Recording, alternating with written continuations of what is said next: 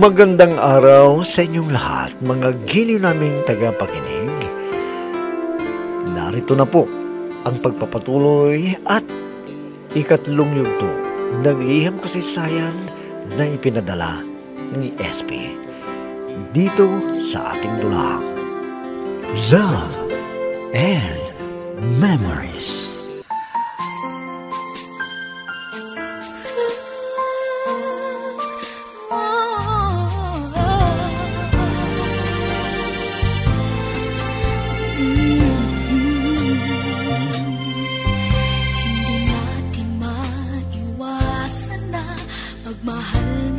Nang makita ni Danny na pumasok si Rita sa isang restaurant, ay nagdahilan na pumunta sa CR at lumapit sa akin si Rita para doon na rin umupo sa aking kinauupuan. Hindi ko mahintay si Danny na bumalik, kaya ako ang nagbayad ng mga kinain namin at nakipagkilala si Rita sa akin. At naawa sa akin nang malaman niya na wala na akong pamasahe, kaya binigyan niya ako. Galit na galit ako kay Danny. Minsan ay...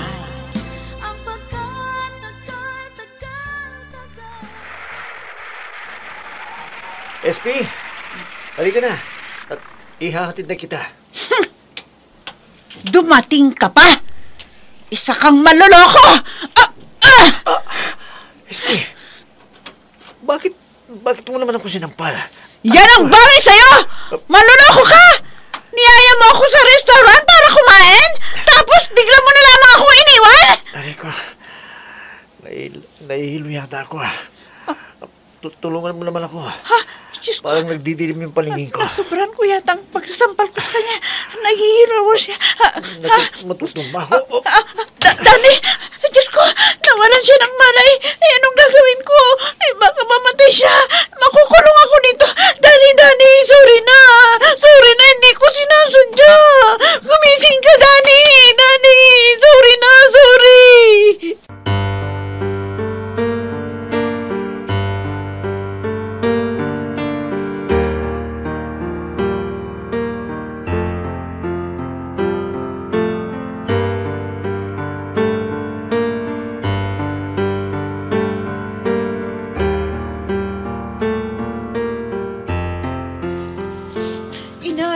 Inay, tulungan niyo po ako.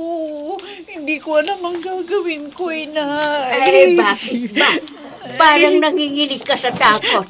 Sabihin mo sa akin, para malaman ko kung ano ang nangyari sa iyo. Ikon po, Inay, si Danny po, biglang dumating kanina. At hindi ko napigilan ang sarili ko. Nasampal ko siya, Inay. Nasampal ko ng malakas. Ano nang nangyari sa kanya? Ay, Inay, nahilo at natumba. Kaya nagpapatulong po ako sa mga istambay doon sa eskwelahan. Pero hindi, walang dumating sinugod ko sana sa ospital. Pero, Inay! Ay, huwag kang mag-alala. Siguro naman ay may iba siyang sakit, kaya nahilo siya. Hindi ko po alam, Inay, pero natatakot po ako. Baka malaman ng mami niya, didimanda ako. Masisira ang propesyon ko, Nay. Ay, huwag kang mag-isip ng ganyan, anak. Siguro, maiintindihan niya ang ginawa mo at hindi papayag na masira ka. Sana nga po, Inay, para wala po akong problema at hindi ako matatakot. Makagawa niya ako ng masama, Inay. Tulungan niyo po ako.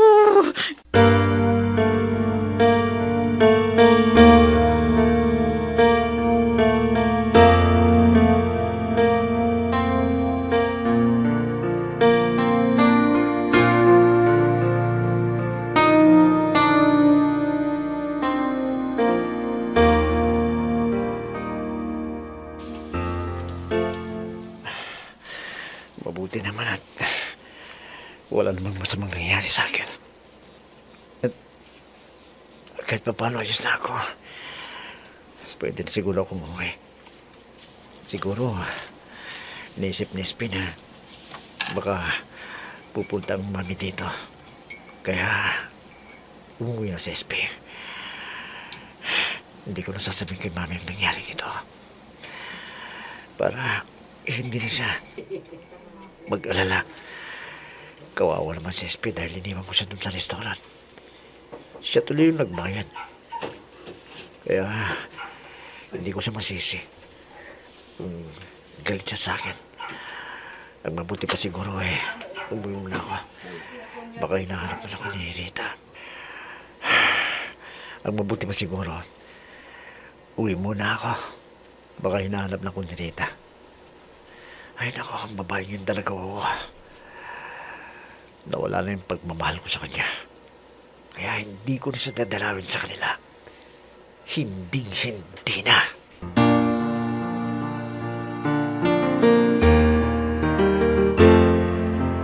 I'm so blessed I have you, 'cause you gave the world to me.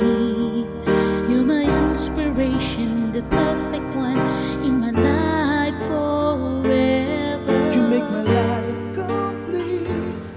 Ano ka mo, Narda? May sinaktan si SP at dinala sa ospital. Oo, Eloy. Kaya natatakot. Baka malaman ng magulang niya, ay baka kasuhan si Ispe. Iyon ang problema niya. Ano? Ay, hindi rin magagawa yun kay SP dahil kasalanan ng lalaking yon. Kung bakit nagalit si SP sa kanya. Hindi kaya siya kasuhan, Eloy. Ay baka ano pa ang gawin na paninira kay Ispe. Ay, huwag na kayong mag-alala. Ako ang bahalang humarap sa kanila. Dahil alam naman ng lalaking yon na walang kasalanan sa SP. Siyang may masamang ginawa sa anak natin. Sana nga. Dahil ayaw kong mapahiya si Ispe. Dahil isa siyang guro. At baka masira pa ang propesyon niya. Ay, tama ka, Narda. Kaya hintayin natin kung anong gagawin nila laban kay SP. Dapat din na ipaglaban ang karapatan ni SP na siya ay naging kawawa, na iniwanan at nagbayad sa kinainan nilang dalawa ng dani na yon, na sana siya ang dapat na magbayad.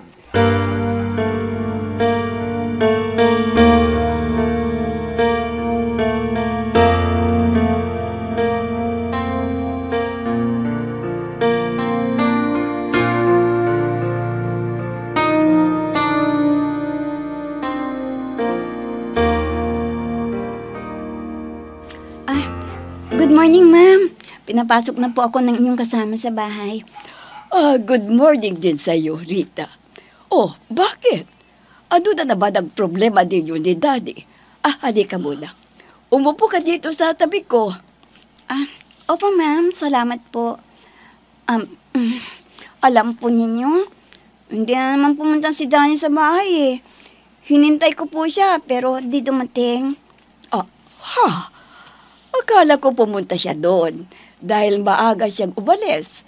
Pero hindi ko na siya tinanong dahil ang sabi niya ay ngayon kanya dadalawin. Wala po siya, ma'am. Kaya pumunta ako dito sa inyo para kumustahin ang kalagayan niya. Ay, ano ba naman si Daddy?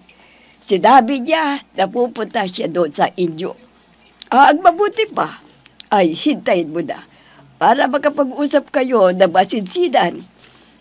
Alam niyo, ma'am, ang pakiramdam ko ay may ibang babae na kinalulukuhan siya. Bakit ganyan ang sinasabi mo, Iha? May nakita ka pa? Wala po. Kaya lang, pag tinatawagan ko, naka-off ang cellphone niya. Saka in-block na po niya ako sa Facebook. Ano? Opo, ma'am. Kaya, hintayin ko na lang po siyang umuwi dito sa inyo para makapag-usap kami. Sana sabihin niya kung nagsawa na siya sa akin para alam ko ang aking gagawin.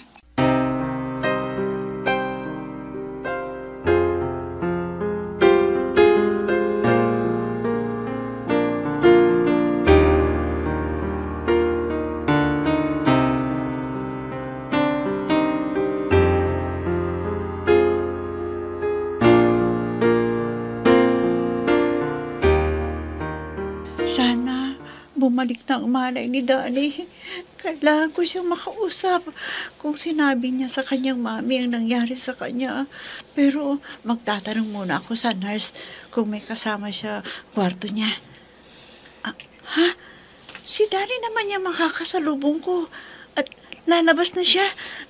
Danny! Danny! Sandali lang! Danny! Ikaw pala, SP. Buti na lang. Nadamp ako dito. Ha? Ang ibig mong sabihin, hindi mo na sinabi sa mami mo ang nangyari sa'yo? Hindi na. Dahil wala namang problema sa akin yun eh. Wala namang masakit sa katawan ko. Ito lang tingin ko kasi masakit eh. Napuruhan mo yata. Pero may gamot naman na nireseta. Pasensya ka na sa akin ha, kung sakaling nasobran ko ang pagsampal ko sa'yo. Ang lakas, alam ko, malakas. Paano naman kasi nainis ako sa'yo dahil iniwanan mo ako dun sa restaurant kahapon. Sabi mo magsi-CR ka lang pero hindi ka na bumalik. Kaya alam mo ba, akong nagbayad sa lahat ng kinain natin. Hindi, iyan sana ipapaliwanag ko sa'yo eh. Pero sinampal mo ako agad eh. Ano bang nangyari sa'yo? Bakit hindi ka na bumalik doon? Nahilo ka ba doon sa CR? Ano bang dahilan ha? SP, mabang kwento. Ang mabuti pa siguro pakinggan mo ako. At sasabihin ko sa iyo lahat.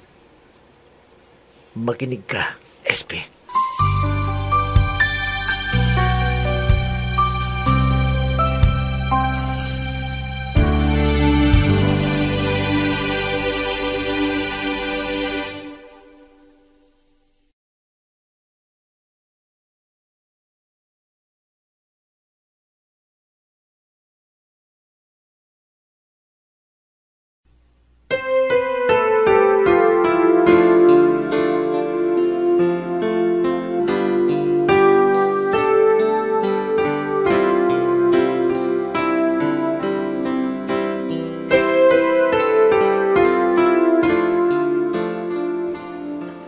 Ano kaya ang resulta ng pakikipag-usap ni SP doon sa ospital? Sana hindi na magrereklamo si Danny sa ginawa ni SP. Natural na wala siyang gagawin laban kay SP dahil siya ang mali. At dapat na humingi ng dispensa kay SP. Sana ga, para hindi magka-problema si SP. Alam mo ba na nag-aalala si SP, baka may napinsala sa tainga raw ni Daddy. Sa bagay malalaman niya ngayon dahil bumalik siya sa ospital na kinaroroonan ni Danny. Ay naku, Iloy. Hanggat hindi ko malaman kung ano ang sasabihin ni Danny kay SP, ay hindi ako mapapakali. Basta manahimik ka lang, Narda. Dahil sa palagay ko, hindi na magrereklamo si Danny dahil siya ang may kasalanan at hindi si SP. Sana nga, Eloy. Dahil ang dalangin ko sa Diyos ay mailayo si SP sa kapahamakan. Basta umasa tayo na sana pagbigyan ng Diyos ang hiling mo, Narda, para sa kapakanan ni SP.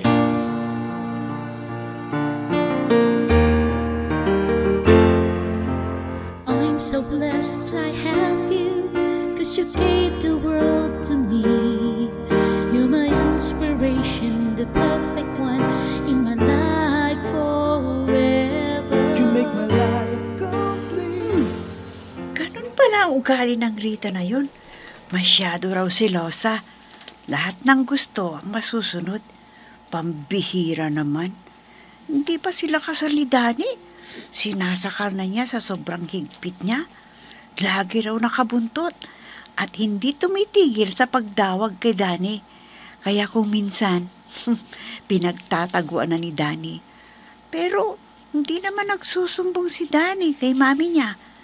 Parang nagsasawa na raw si Danny dahil makulit daw ang babaeng yon. At lagi raw nakabantay kay Danny kahit sa opisina at negosyo ni na Danny.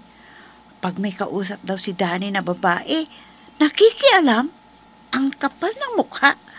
Kahit hindi pa sila mag-asawa, pinapakialaman niya ang buhay ni Danny. Kaya doon naiinis si Danny sa kanya. At hindi nakakahalata na iniiwasan na siya ni Danny. Talagang makapal ang mukha ng babaeng yun.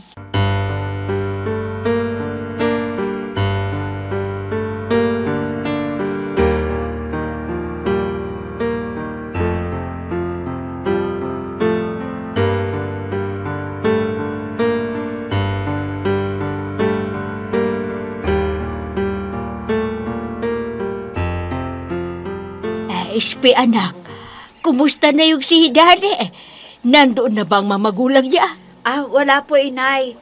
Mabuti lang kanyo at hindi sinabi ni Dani kay mami niya ang nangyari. Kundi, baka kung ano pang isipin gawin sa akin. Ay, ganun ba anak? Ano ba ang dahilan niya? Bakit ka iniwan? At hindi siya bumalik para magbayad? Kwan po, inay. Yung babaeng lumapit sa akin, nobya niya pala yun. At baka raw gagawa ng gulo pag nakita niya na may kasamang iba si Dani. Yun pala ang dahilan. Ay sana anak, pinakinggan mo muna ang paliwanag niya bago mo siya sinampal ng malakas. Paano naman kasi, inay? Naglilimang paningin ko nang makita ko siya na ganun dahil muntik na akong maglakad pa uwi. Ganun pa man. Sana maging aral na sa'yo ang ganyan. Huwag kang padalos-dalos sa desisyon mo pag may nangyayari. Opo, inay. Alam ninyo, naawa tuloy ako sa kanya dahil masakit pa rin hanggang ngayon yung tenga niya kaya lang, inaulit ng tama ng pagsampal ko sa kanya. O ano anak, pinabayaran mo ba sa kanya yung ibinayad mo doon sa restaurant? Ayaw ko sanang tanggapin, inay, dahil gumasto siya sa paggagamot pero pinilit niya. Kaya kinuha ko para may panggastos tayo dito sa bahay. Bakit po, inay? May bibilhin ba kayo? Sandali lang ha. Kukunin ko yung pera. Ibibigay ko sa inyo. Minsan ng isang simpleng ngiti ay mayroong dala, isang tapat na hangarin at pangakong dakila. Hindi man ito pinapansin, minsa'y Nandyan na pala si SP. Anong nangyari sa pag-uusap nila ng taong nasampal niya? Hindi na raw magrereklamo dahil kasalanan naman daw. At mabait pala, sabi ni Ispe, at saka may kaya sa buhay. Sana Narda magustuhan niya si SP para magkaroon tayo ng may kayang manugang. Ay nako, iba ka agad ang iniisip mo. Baka hindi yun liligaw sa isang mahirap lang. Paano yung ina? Siyempre, hindi papayag na hindi katulad na mayaman ang mapapangasawa niya. Anong malay mo? Kung sakaling magustuhan niya si SP dahil maganda at isang guro ang anak natin, di ba? Huwag mo munang isipin yan. Ang importante ay walang problema si SP sa lalaking yon. Baka matapobre ang ina ay lalaitin pa si Ispe. araw-araw na lang pinapayuhan ng sarili na kaya ko pa lahat, pwede pa. Ang tagal naman ni Dani, ma'am. Bakit kayo hindi pa umuwi? Ano naman ang nangyari sa kanya? Nagtataka rin ako. Sinubukan kong tawagan sa cellphone niya, pero wala. Kahit sa text ko sa kanya di siya nagre-reply. Baka dalubat na dabad ang cellphone niya. Kwan po, ma'am. Baka totoo ang hinala ko na may ibang babae na sa kanyang buhay. Wala dabad, iha. Dahil wala dabad siyang sinasabi sa akin. Kung meron, ay malalaman ko. Kasi wala siyang itatago sa akin. Kaya hintayin mo dala. Dumating na siya, ma'am. Ang mabuti pa ay salubungin ko na siya para malaman ko kung bakit ngayon lang siya umuwi. Sandali lang po, ma'am. Sige, iha. Ikaw nang bahala para makausap mo siya agad. Ay, siya nga. Si Dani. Hindi.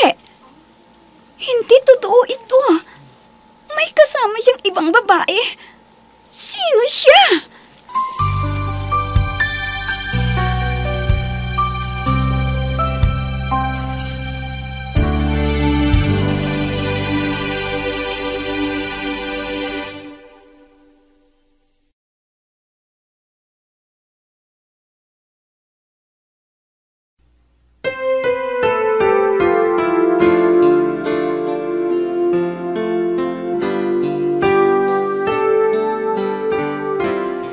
Ano kaya ang mangyayari sa tagpong yun sa nakita ni Rita? Mga kaibigan, huwag ninyong kaligtaang subaybayan ang pagpapatuloy at ika-4 na yugto ng liham kasaysayan na ipinadala ni SP dito sa ating dulang Love and Memories. Mga nagbibigay buhay sa ating dula ay sina Mayra Abrihal Narnola, Susan Malikdem, Robert de Guzman, Yehuda Ismael, Eva Alcoriza, Jun Cabato, Ami Diaz, at si Oscar Ora. Technical supervision at musika ni Oscar Ora. Nilapatan ng tunog ni Robert de Guzman.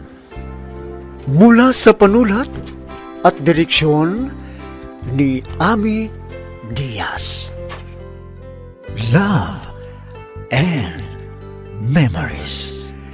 Inihahandog sa inyo ng F3 Recording Studio para sa Pambansang Radyo ng Pilipinas, Bombo Radio, Philippines.